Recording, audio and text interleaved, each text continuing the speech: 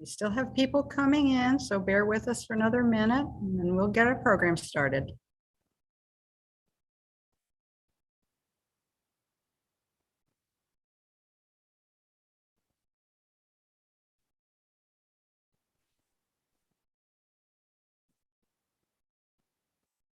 Okay, I think we're going to go ahead and get started. Good evening and welcome to the Hudson Library and Historical Society's live event with author Anthony Amore, who is here to talk about his newest book, The Woman Who Stole Vermeer. We have several author events coming up this month, including our event with iconic actress Hayley Mills this Thursday. And you can get details and sign up for all of our programs at hudsonlibrary.org. A reminder that if you're joining us on Zoom tonight, you can put your questions in the Q&A at the bottom of the screen. And this program is also being live streamed on YouTube. So if you're watching there, you can put your questions in the comments. Also, the Learned Owl, our local independent bookstore, is selling copies of tonight's book. And there's a link in the chat for you if you'd like to purchase one. And now it is my pleasure to introduce art theft expert, author, investigator, and security practitioner, Anthony Amore. Anthony is currently the Director of Security and Chief Investigator at the Isabella Stewart Gardner Museum in Boston, where he is charged with the ongoing efforts to recover 13 works of art stolen from the museum on March 18, 1990. He is the co-author of Stealing Rembrandts, which was a Wall Street Journal bestseller, and the author of The Art of the Con, which was a New York Times bestseller. The Woman Who Stole Vermeer, his most recent book, which we will be discussing tonight, and here it is, has garnered praise from the New York Times, the New York Review of Books, and the Washington Post. Anthony also provides analysis on issues related to security and terrorism for a number of national news outlets, including the BBC, NBC, NPR, CNN, Fox, and others. So please welcome Anthony Amore. Thank you, Kathy. Thanks, everybody, for joining. Kathy mentioned to me at the onset that we had a very good turnout tonight, which is great. I was worried yesterday when the Patriots pummeled the Cleveland Browns whether an audience in Ohio would turn out for a Boston author. So thank you. Thanks for joining. So as Kathy mentioned, I work, my day job is working at the Isabella Stewart Gardner Museum, protecting the collection first and foremost, but also looking for art that was stolen from us 31 years ago. And I've been looking for it for 16 years. It really, it's hard just saying that. I never thought it would take this long, but you know, we're putting a heck of a lot of work into it, I promise you. As part of that job, when I came over from the first half of my career, I did 15 years in Homeland Security type work for the federal government. I had to learn about art theft really quickly. So I immersed myself in every heist I could read about and find out about. And I still do that to this day. I keep a database of every heist that I could find through open sources. And I fill in all the information about these heists, about who did it and why, and what becomes of the art, and every little detail about the MO of the crime, so I can really have a good picture in my mind of who steals art and why. And I also spend a lot of time speaking to art thieves who are more than happy to speak to me, you know, after obviously they've been caught in their story and their name is out there. And many of them speak to me on the condition of anonymity. So when I created this database and I looked at all of this research and gave a lot of public addresses about art crime, one question always came up.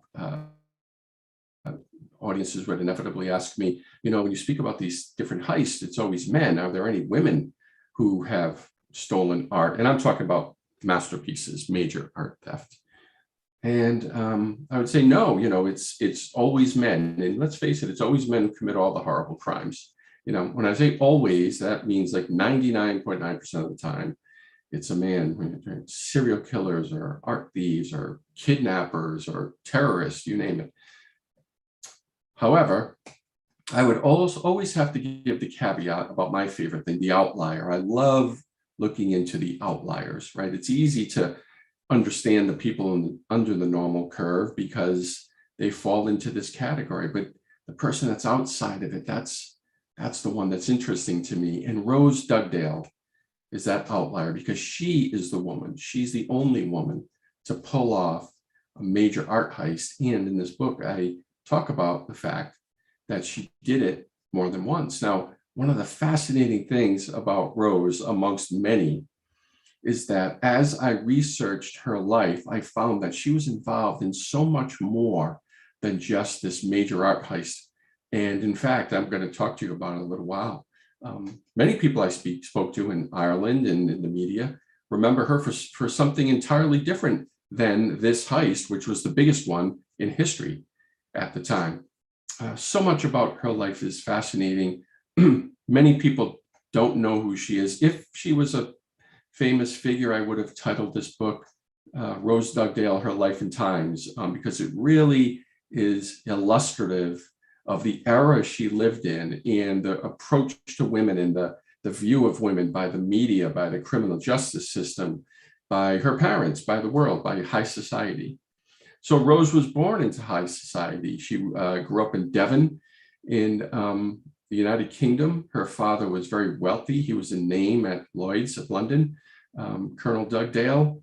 They lived on this idyllic estate with these sweeping, rolling hills and horseback riding and hunting and all of the different things that you would envision a young woman born, or a young wealthy person, I should say, born in 1941 and growing up in the post-war years would experience. She was a Blitz baby, but she never saw or experienced any of the horrors of World War II. She wasn't anywhere near the bombings in London and that sort of thing during the Blitz. She was safely ensconced off in her family's estate. She was never really a rebel, but she was always her own girl, speaking when she was a child. And she was sent to a very prestigious, exclusive private school as a young lady, Miss Ironsides in Chelsea, where she was educated amongst other wealthy young people, women exclusively. And Rose, in 1958, 17, and it was time for her to enter the debutante season. This was a big deal. We're talking about the real deal debutante season. We're talking about being presented before Queen Elizabeth. It's hard to believe she was the queen that long ago, but she was. And so the pressure was on for a well-to-do family, a society family. There was no question amongst her parents that Rose would have to enter the season. She didn't want to. She was very much opposed to being a debutante. Parents wouldn't hear of it, but they were desperate. So Rose made a deal with them. And the deal was that she would submit and she would be presented before the queen and go through all of the ceremonies and dances and such, if her parents would allow her to attend Oxford. That's a great sign of the times. As I mentioned, it's 1958. And I think to myself, with two daughters, who one in college and one who's graduated, thinking if either of them had said to me they wanted to go to Oxford, I would be overjoyed. I wouldn't be thinking, well, what can I wrangle out of them as an exchange? But back then, a young woman like Rose was expected to be a debutante, meet a person from the same class system, and marry and be a member of society, be a socialite. Rose wanted none of that. So she went off and was presented before the queen. And this was really important to the Dugdales because 1958 was the last year that Queen Elizabeth would greet debutantes. They had announced that would be the last year. So this is an important year. There's a book written about the debutante season of 1958 because it was the last one. And she was a member of that class. And in keeping with their promise, her parents allowed her to go to Oxford. And while there, she studied the PPE, which is philosophy, politics, and economics, which is, even just from that title, you can tell that's a very rigorous course of study. She didn't finish with a first. She did well, but middling, graduated, was nothing like the rebel she would become. She subscribed to all the luxuries that her family's wealth afforded her, but she did do one thing that would be an inkling of the type of person she would become. So At the Oxford Union at the time, only men were allowed to attend. Rose would have none of it. So she and one of her friends decided they were going to break that glass ceiling, even if it meant dressing up and disguising themselves as men. And this is what they did. And they knew this was a big deal. That's why they had themselves photographed being prepped and dressed and made up like men. And Rose did it. And this made the newspapers internationally. And I have to tell you, one of the things about writing a book nowadays is that so much information is right at your fingertips. I mean, you can access the world's newspapers from your desk at home. That's a far cry from when I wrote my first book just 10 years ago, when I had to go look at what was called microfiche. Some of you will remember microfiche, especially a library employee. So this made news even in the United States that these women had dined at the Oxford Union, but it was lighthearted news. Rose graduated and decided she wanted to get a master's degree. So here, these are her passport photos, because she was going to study in the United States. And I often make the claim that whenever you have a great art theft or an art thief, there's going to be a connection to Massachusetts. And it's true even with Rose Dugdale. I found that she earned her master's degree right here in Massachusetts at Mount Holyoke College, which is a very liberal school out towards the western part of the state. And while there, she really let her hair down. Despite the photographs you see there, her mother was a very strong figure in her life, and she kept a very orderly household. And Rose would curtsy upon demand, but when she went to Mount Holyoke and she was away from her family, indeed on a different continent, she was noted for what a mess her room was, her attire. She only wore 3 or 4 different shirts and pants, and was smoking continuously in her room. It was a mess. I mean, people described it as just completely, I don't want to say disgusting, but unkempt. So she got to live more independently. And it's interesting because if you talk to Rose Dugdale today, and she's still alive, she just turned 80 a few months ago, I think she would probably rank the United States, Great Britain, and Israel as her 3 least favorite countries in the world. But at the time, she loved being in the United States. She lived the way a wealthy young woman would. In fact, even having her little sports car shipped over to America for her disposal. And you can see how she dressed. I mean, look at this photograph. She's wearing the most American attire you can imagine, with these cowboy hat and boots and the blue jeans and the plaid shirt. And she even took her sports car, and during the summer break, drove straight across the United States. And she was known to be a very fast and reckless driver. And she went to California and took a course at Stanford over the break, drove back, and just soaked it all in. After 2 years, she returned to Great Britain. She got her PhD at Bedford College, which had just become a co-ed school, and soon became a professor. And she was teaching students with just a small age gap between them. She was in her mid to late 20s, and the students were late teens, early 20s. And the students, of course, loved her. They loved her zest. She would teach with great passion. And as the 60s progressed and there were more and more protests on campus, Rose would partake in these protests, in the sit-ins at Manchester University and such, and go on trips with students.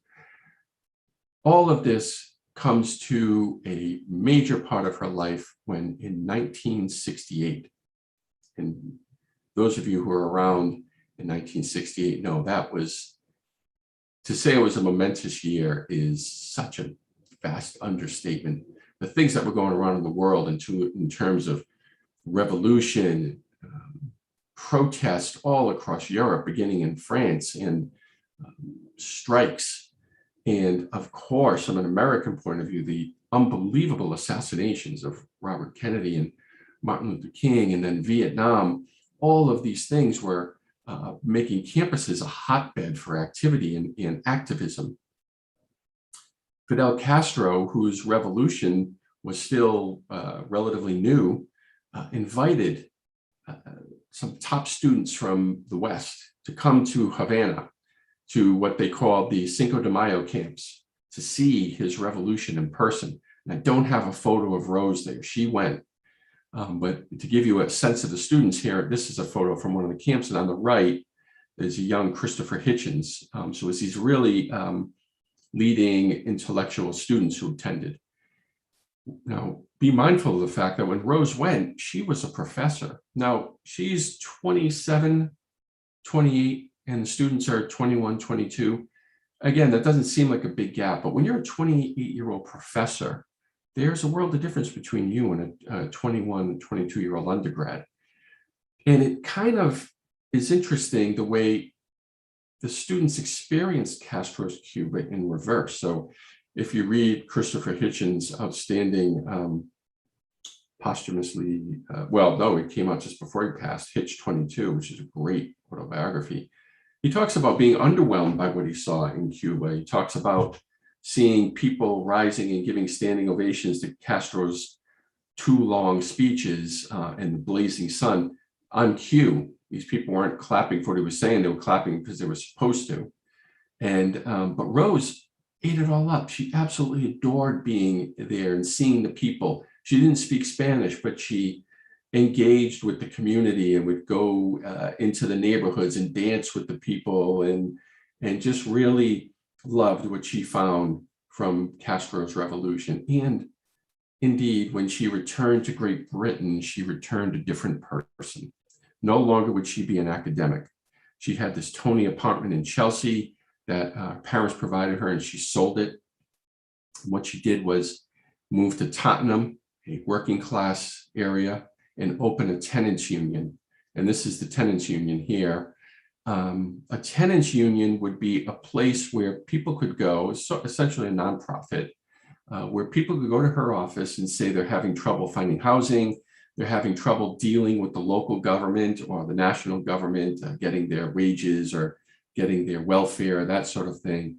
And Rose would represent them. And Rose quickly established herself as a terror for the civil servants. They knew when she came in, she would slam the door open, punch the table when she would talk. One time she turned over the table. She would be very insulting to the civil servants. They really dreaded seeing her, but she came through for her clients and would give them money out of her pocket because she was very, very wealthy and her parents continued to support her. So much so that they began referring to her as the Angel of Tottenham because she was giving out so much money and being taken advantage of by many people too. It's an accepted fact, but she didn't really mind. She was of the people. And while she had this tenants union, she met a labor union leader who was 9 years her elder, named Walter Heaton. And Heaton was an equally passionate leader. He was, again, a man of the people. There would be these rallies and protests. He would be the one with the bullhorn. He was very tall and handsome and charismatic. And Rose and he instantly took to each other and became like Velcro. They were inseparable, whether it was a protest or getting arrested for little misdemeanors or being at the pubs and being in fights or being drunk and getting thrown out. They were always together. And Walter started working at the tenants union with her. Now, around this time, it's a very interesting thing also happens in the United Kingdom. In 1969, the Irish civil rights movement in Northern Ireland really starts to begin again. And the people of Northern Ireland that decide they're going to start, I should say the Republicans that decide they're going to begin fighting for their rights again are taking the approach of Martin Luther King, the nonviolent resistance, the nonviolent protest to get their rights back. But they are faced with an enormous amount of violence from the loyalists in Northern Ireland and the police who would join in on violent attacks against them. Somewhat reminiscent of what we think about when we think of Bull Connor and police dogs and fire hoses being turned on people marching for civil rights in the American South. If you read the stories about what happened in Northern Ireland, you can see an intense amount of violence. And that helped bring about the resurgence of the IRA, the second coming, essentially, of the IRA. And Walter and Rose, despite being British took to the cause of the Irish. And now this picture is somewhat contemporary, but this is what they had at their tenants union. You can see the Irish tricolor above their office. And imagine at this time in history, when the Troubles are going on, you erect essentially a giant Irish flag in Great Britain above your business. You are making it clear that you are a sympathizer with the Republicans. So as I mentioned, this is Walter, and that's Rose. Now Rose is a different appearance now. She's much less prim and proper, and she dresses, at the time, they would say a mannish appearance. But they were at every protest every time, and they were the regulars. They were also suspected by the police at the time of running guns to the IRA from Great Britain across the water. And interestingly, one of the things that fascinated me is now you start to see Rose emerging as a known figure to the police, to special branch. These two, the authorities have their eyes on them. But when you read histories or even newspaper accounts of what's going on with Rose at the time, you will see that people assume she is under the influence of this man, Walter Heaton. And what I was really interested to learn was that the exact opposite was true. Walter was under Rose's influence. It was her charisma that swept him up, despite Walter being the older person, the more experienced activist. It was Rose's furor and her energy and her deep, genuine commitment to her cause. And you don't have to agree with her. You can despise the things she did, and that I'm going to tell you about, but you can't argue with the fact that she was genuine.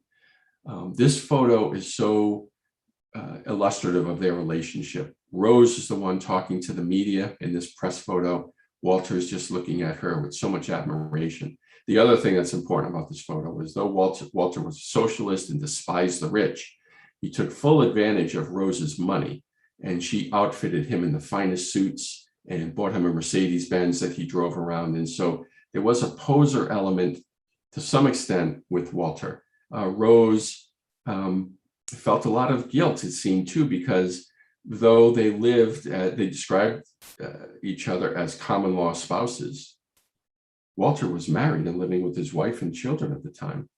And Rose would be at Walter's house at night and indeed in their marital bed and carry on this relationship right in front of Walter's wife. And ultimately, Rose gave Walter's wife 28,000 pounds. And that is a lot of money today. It's a heck of a lot of money in the late 1960s.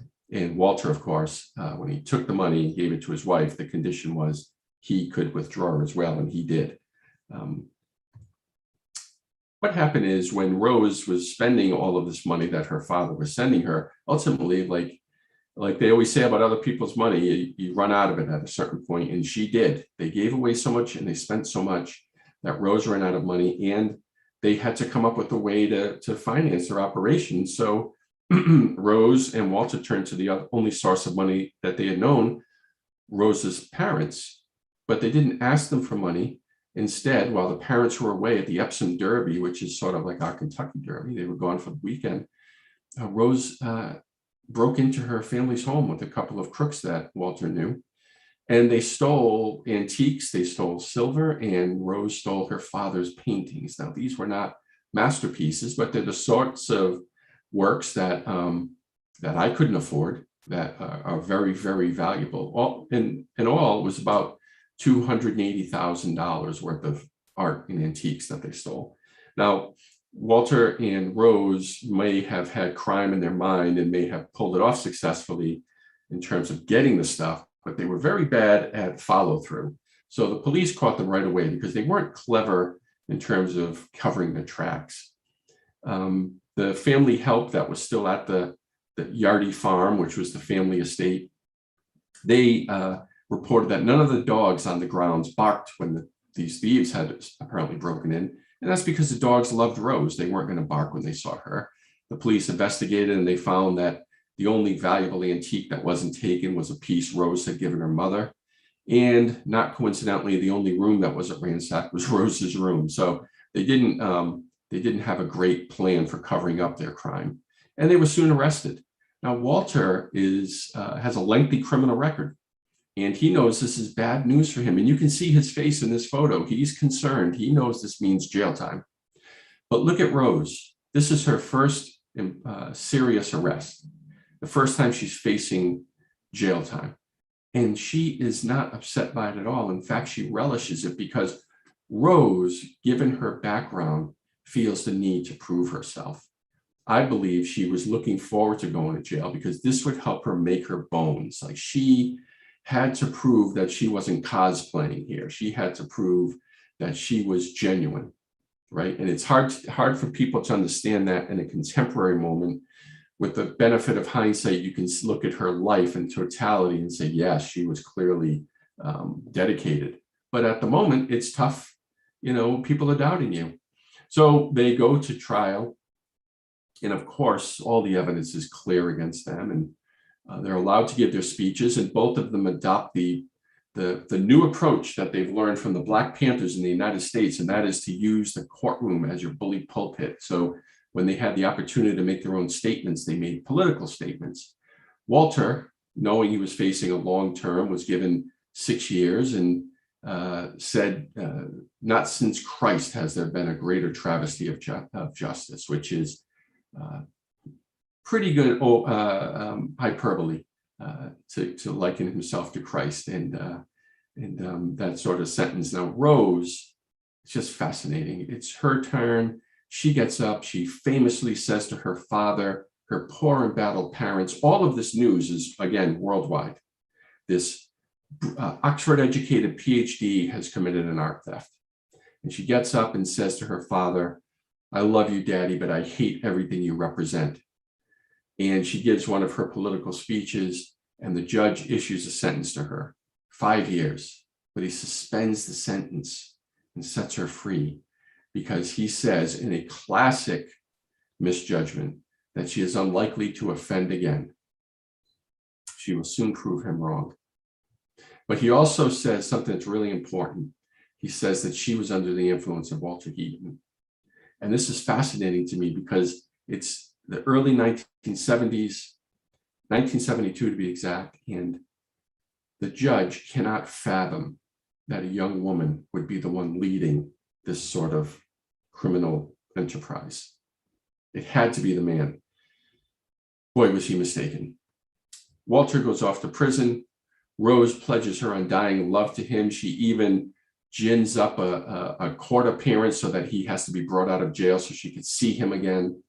She's protesting outside the jail. You can see her signs, Free Wally Heaton, the people's best friend. Your fear is greater than ours, these sorts of things. She loves the press attention. She goes to see Walter every week. But then, mysteriously, at the end of the year, she stops seeing Walter, and just before Christmas, leaves Great Britain entirely. No word to Walter, doesn't tell him she's going. She's just gone, and she goes to Ireland. No sooner is Rose in her new adopted country where she can bring the fight directly to the British in Northern Ireland, then she teams up with a guy named Eddie Gallagher. And Eddie Gallagher is a member of the IRA. Now, all through my years of study of art theft, I had heard that Rose Dugdale was a member of the IRA. In all of my research, I found no evidence that she was. She was a sympathizer. She wanted to be a member of the IRA, but she was, in her time, was disowned by the IRA. And the reason was because she was operating just as Eddie Gallagher was. Now, he was born in Ireland. He was a sworn member. However, he was a renegade, and he did not listen to the hierarchy of the Irish Republican Army. Now, think what you may of the IRA, but you cannot deny that they were organized and they were structured. Eddie had no time for that. So he had his own active service unit that sort of went out and did whatever they wanted to do without clearing it through the chain of command. And it caused trouble for the IRA. They would do things, bombings and attacks in places where maybe there was going to be a short ceasefire and such. This was perfect for Rose, though, because Rose had adopted this approach of direct action, where she was going not to be I would liken it to nowadays. You're not doing things on Twitter. You're out in the streets. You're trying to burn down a courthouse in Portland, Oregon. You're not tweeting about it. And that's Rose. So in February, she's only been in Ireland for just over 2 months. She and Eddie and 2 cohorts hatch a plan. She poses as a journalist and goes to a helicopter rental company and says she needs a tour over Ireland, a certain part of Northern Ireland, for a story she's writing. And on the appointed day, she shows up, meets the captain at the helicopter, and then emerges behind the bushes, Eddie Gallagher and 2 of his men with guns. And they're carrying milk churns, these large milk churns. And believe it or not, they're packed with explosives, very heavy bombs they've created. And they're amateurs at bomb making. A couple of them are so heavy they can't put them on the helicopter, but they still have a pair of bombs with them. And they, at gunpoint, forced the helicopter pilot to fly over a police constabulary in Strabane, which is the most bombed town in Northern Ireland at the time. This poor town hasn't seen enough. Here's Rose Dugdale and Eddie Gallagher. They're flying to Strabane to attack the police station. And they hover near the police station and they drop the bombs, and one falls harmlessly into the water, another falls into the rocks and doesn't explode because it's poorly made. And their plan fails. And when the police interview the police leader, he laughs about it and says they were watching with amusement at this failed plot. But make no mistake, this was not a laughing matter, and the police knew it. This, if successful, would have been a mass murder that we'd be talking about it tonight in an entirely different book. This was the first aerial attack on the United Kingdom since World War II. Unknown number of police officers, detainees, family members, private citizens would have been killed by these bombs had they worked properly. So despite the chortling of the police commander, they take Rose Dugdale, who they know is behind this crime, very seriously. And soon enough, they have wanted posters around Northern Ireland to track her down. And they take some shots at her there. You can see at the time, this would be an insult, the proportionate build, but masculine appearance, complexion sallow, usually wears slacks and suede jackets of dirty and untidy appearance. They put a very unflattering photo of her. They're serious about trying to find Rose Dugdale, and Rose is on the run now with Eddie, and they're traveling around and going to different safe houses that belong to the IRA. And it's difficult because people don't know whether they should trust her. They don't know whether the struggles and the troubles that they're living with and that are putting their lives and their children's lives in jeopardy are just something that Rose is doing for amusement, and she'll go back to her life of leisure in 6 months or so.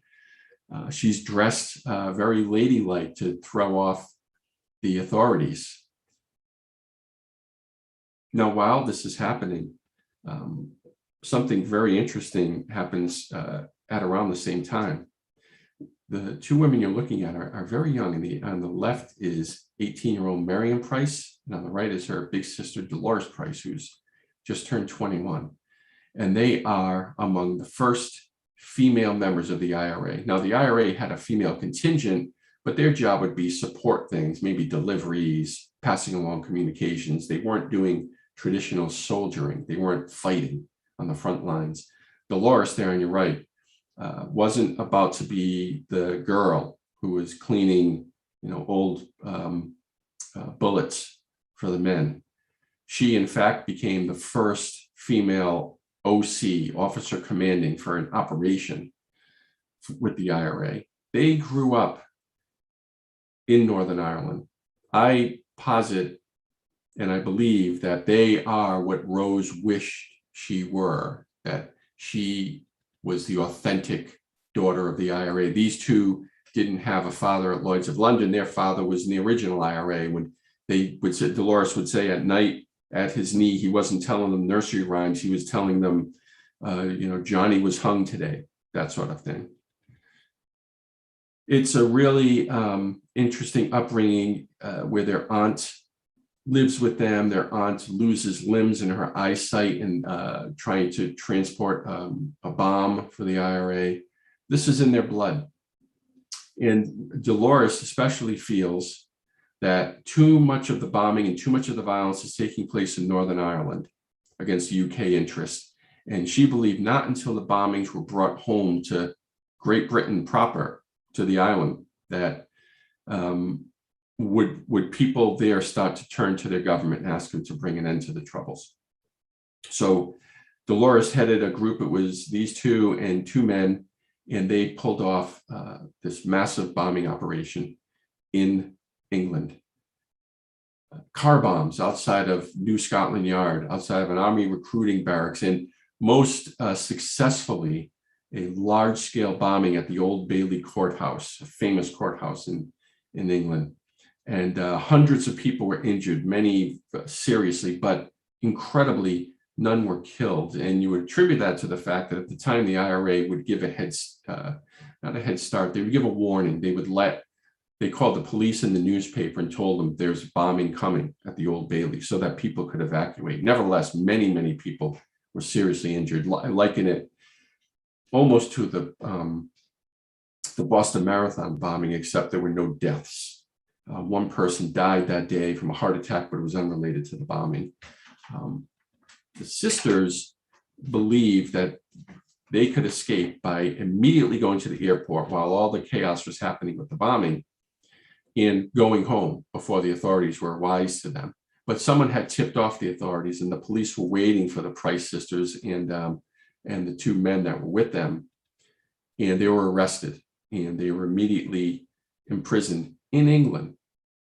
And they were treated in the most horrible fashion, especially the two young women were stripped naked, and they had to march the length of all these men that were assembled in the police station.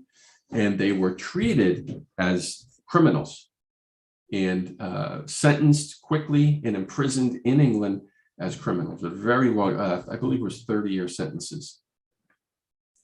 This was a great affront to them. They saw themselves as soldiers, not as criminals. And traditionally, that's how they would have been treated.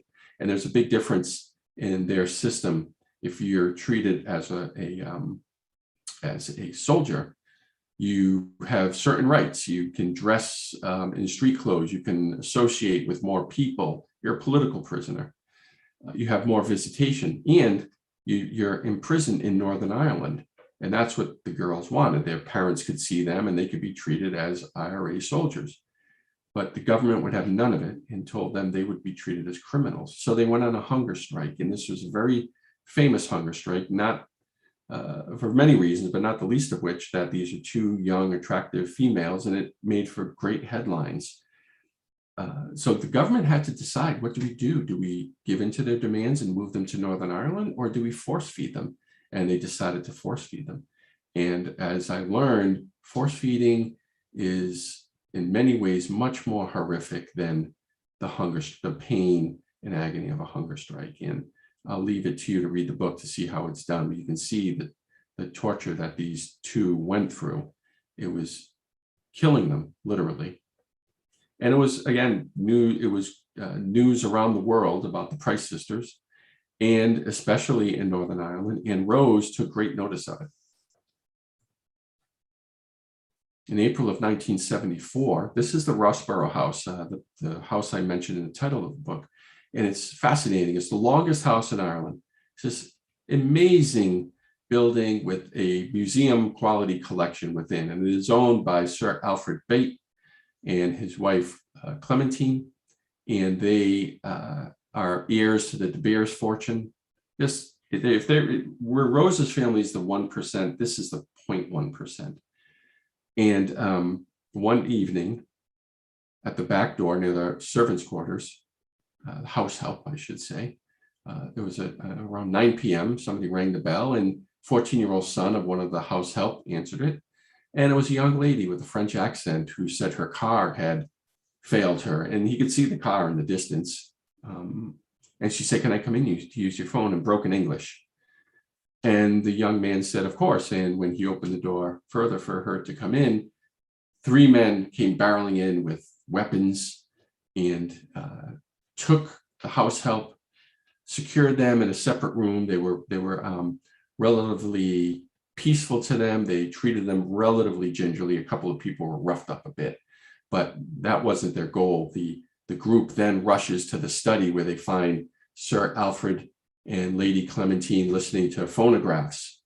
And when they burst in, they take the two people who are elderly and they hogtie them on the floor. And even to that point, Lady Clementine said, I thought that this was some sort of prank, until one of the people, one of the thieves, took his gun and struck Sir Alfred in the head and causing him to bleed. You know, these injuries to your head bleed a lot. And they took, all the while they're yelling these socialist slogans at them, calling them capitalist pigs, and tell them that they're going to pay for their greedy crimes. And they take Lady Clementine and they throw her on the floor of the dirt floor of the cellar. And then the French woman with her French accent suddenly starts giving directions to the men in the house, but she's no longer speaking with a French accent. It's Rose Dugdale, and she's speaking with an English accent.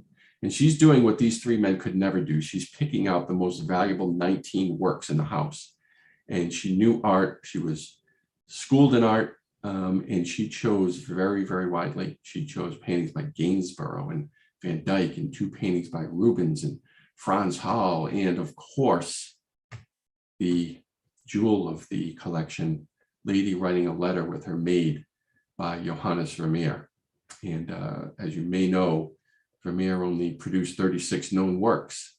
They're incredibly rare, they're incredibly beautiful, and they're incredibly valuable. And Rose chose very wisely. So they made off with these paintings. And the next day, the Garda is there, or that evening, actually, they called the police, they called doctors for Sir Alfred and Lady Clementine Bate.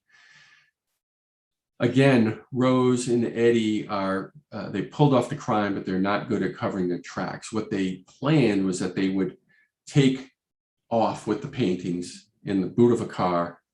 And I think it's a good picture. Yes, you can see they removed the paintings from the frames, which is quite typical in an art theft. The frames are just too cumbersome. And they headed for West Cork.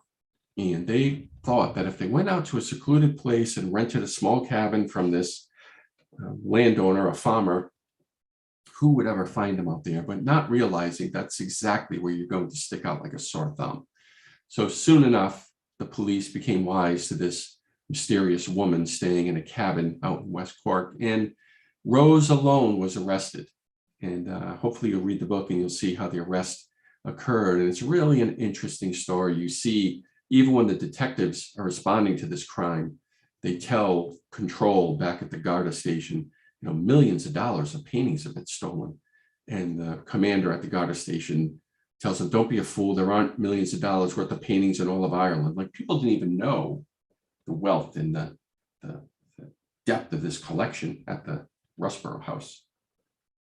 So Rose is arrested. She's caught red-handed. They also charge her with the attempted bombing at Strabane. Eddie and the other 2 thieves get away, and no one else is ever arrested for the Rossboro House Art Heist. Rose goes along gleefully.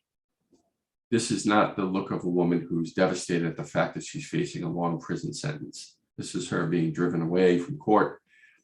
She knows she's going to jail, and I really firmly believe that she accepted it as an important part of her legacy. And she did. She was sentenced to prison, not before she made the famous statement when the judge asked how do you plead? She said, proudly and incorruptibly guilty, and used again the bully pulpit to condemn capitalism and her father and anybody of any means, and of course the British government. In prison, because nothing Rose does is subtle, she also set a new standard. Not only is she the only woman ever to pull off a master art heist like this, and not only is she only one to do it more than once, but she's the first person in Irish history to give birth in prison. Soon after she entered prison, she snuck a glass of her urine to her lawyer, who had it tested and found she was pregnant. And interestingly, Rose became pregnant just weeks after leaving Walter, the love of her life, and taking up with Eddie Gallagher. And this is her son, Rory, and he really is a cute baby. Now, interestingly, there's a part of Rose's story that I'm not going to tell you, that I'm going to leave for the book, and here's why. When I first wrote my first book, I would give lectures about it, and people and other authors would tell me, never tell the whole story. You leave people with no reason to buy the book. So I'm going to give you a little teaser and tell you that while Rose is in prison, a plan is hatched to win her freedom. And when you read the story, you will be absolutely amazed by it. Again, it is something for which many people only know Rose Dugdale by, this attempted prison escape. Now, I mentioned that I feel that Rose always pined to be more like the Price sisters, and an interesting dichotomy takes place. The Price sisters began working with Gerry Adams. After the Good Friday Peace Accords, the Price sisters became disillusioned with the IRA. These accords were not what they felt they had fought for. They wanted total and complete liberty as one Ireland. So they turned on Gerry Adams, or as they would have said, Gerry Adams turned on them. And while Rose spent her activist years trying to fit in with Irish Republican army figures and was disavowed, later in life, you can see her now in her wheelchair is with Gerry Adams. So they took these different routes. And Rose is, again, still alive. She beat COVID recently. But Dolores Price died tragically at a young age of 63. And before she died, she had given a series of interviews that were only to be released upon her death, not understanding that vicissitudes of life might mean that you will die long before your contemporaries.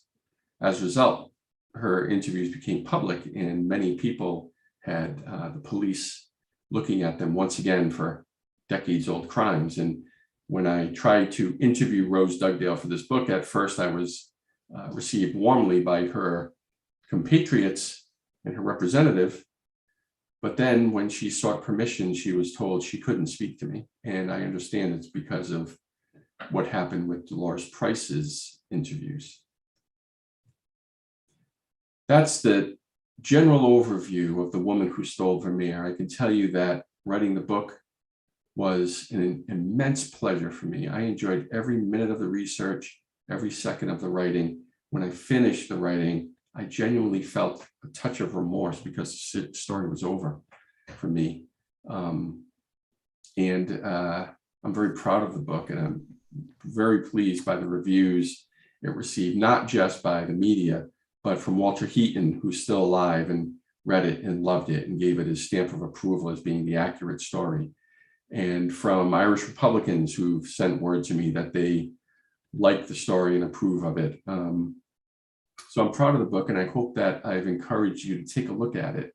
But in any event, I'm willing to answer any questions you might have, filtered through Kathy, I believe. And most importantly, I want to thank you for taking time out of your Monday evening to hear me speak about something that happened a long time ago in a place far, far away. So thank you. Thank you so much. We do have some questions.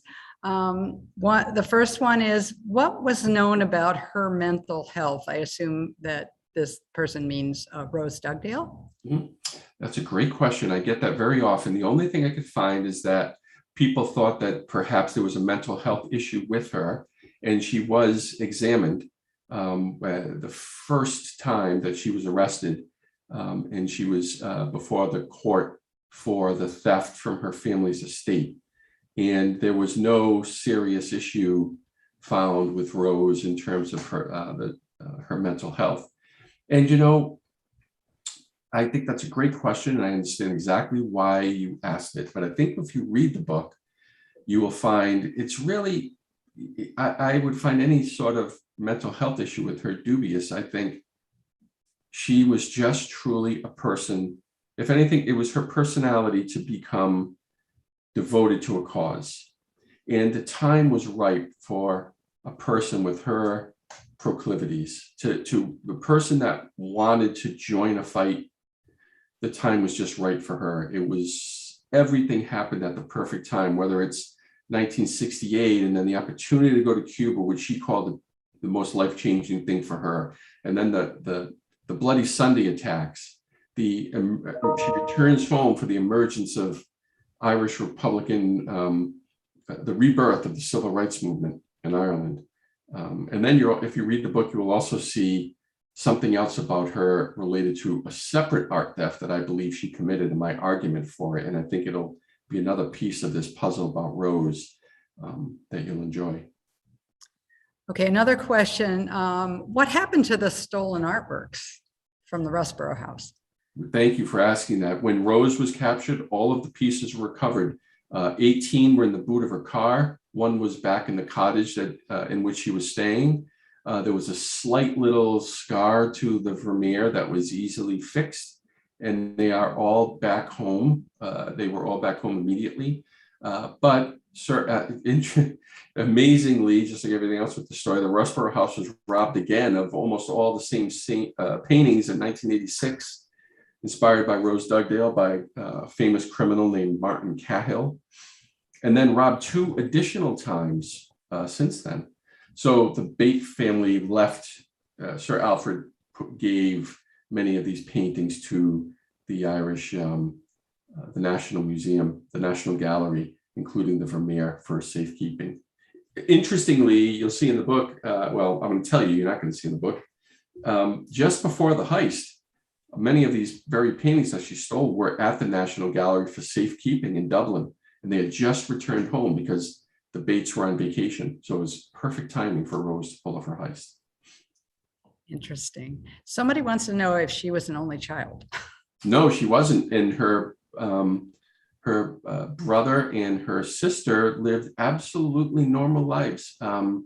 There's talk amongst the society people that Rose's brother was gay, and in the 1950s, that wasn't accepted the way it would be today, obviously. And there's talk that the family shunned the son for some time, but I didn't really get into that in the book because I couldn't confirm it, and I thought that would be a horrible inference to make, and a horrible aspersion, I should say, to cast upon what I found to be 2 lovely parents who stuck by their daughter through thick and thin.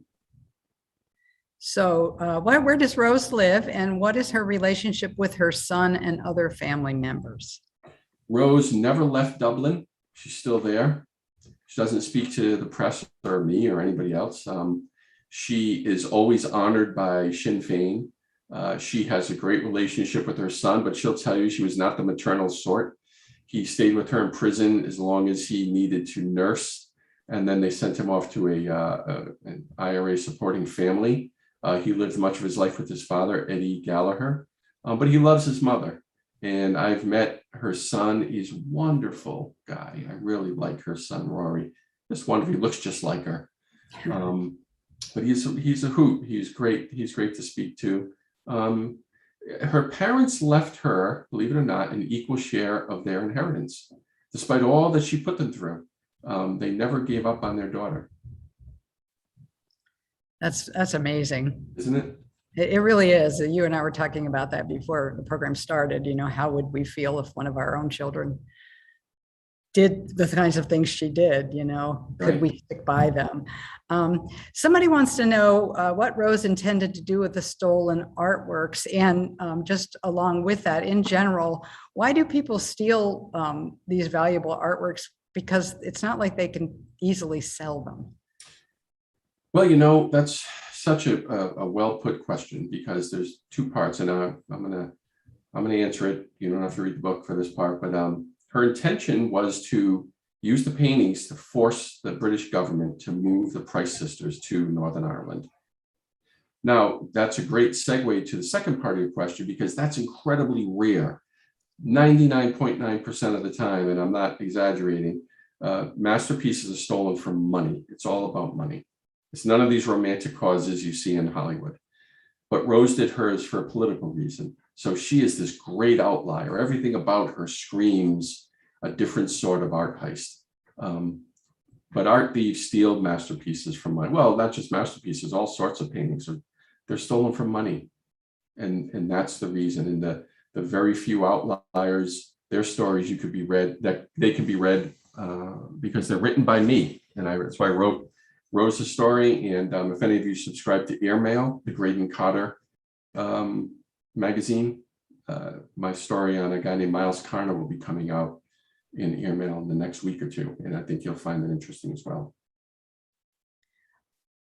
There is another question, and you do talk about this in your book, about the comparisons that were made between Rose Dugdale and Patty Hearst, which was, that her situation was going on here around the same time. Exactly the same time. And that comparison was made frequently. And I argue that the comparison is inapt. Rose is totally different from, I just gave a lecture about this and people were insisting the Patty Hearst thing. You have to remember, Patty Hearst was kidnapped into her crimes. Rose dove headfirst into them. Patty Hearst fell under the influence of a man. She fell in love with this man and was doing what he told her, the leader of the Symbionese Liberation Army. Rose, Eddie Gallagher will tell you, and Walter Heaton will tell you, led them. She was the boss. Eddie was, I want to say 13 years younger than her. She was the boss. And when Patricia Hearst was tried for her crimes, she fought them tooth and nail. She was not guilty, and she had F. Lee Bailey as her attorney, fighting her side. And what did Rose say when she was in court? I'm proudly and incorruptibly guilty. These are two vastly different women. Interesting. I think it's just about time for us to end, so I'm going to ask one more question. Elizabeth wants to know, are there any new credible leads on the robbery at the Gardner, which is, of course, the one you're working on now? And do you have any speculations on who did it? Well, as the investigator, I think it would be irresponsible for me to speculate as to who did it. I think rather I will answer it this way. I'm not so much interested in who did it as where they are today. I think it's highly unlikely that the people who took them out of the building are the people who have them today. And the next point would be, well, the people who took them could probably lead you to them. And believe it or not, that's not actually always true. In fact, once they leave their hands, paintings are very difficult to find because they're not like looking for a fugitive. They don't need to go to the doctor or to the drugstore or go out and get food. They just sit wherever they're hidden. That's what makes it so difficult. You can find who took them without finding the paintings, and that's hard. Now, in terms of are there any new credible leads? I mean, there are always new and credible leads. We get them on a weekly basis. We're always working. The FBI agent, Jeff Kelly, who's my partner in this investigation, and I talk every single day, even on the weekends. As a matter of fact, I was in a movie Saturday afternoon and sitting there texting, even though they tell you not to text, but there's constantly information coming in. But it all comes down to location. And one of these days we're going to hit that location. We will get the paintings back. That's the short answer.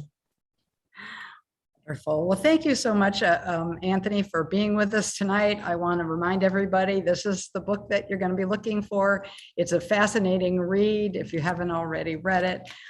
Certainly, there's plenty in there that Anthony did not talk about, and I know you'll enjoy it. So thank you, everyone, for joining us tonight. Thank you again, Anthony. It was a pleasure having you here with us. Thank you so much. Take care. Good night, everyone.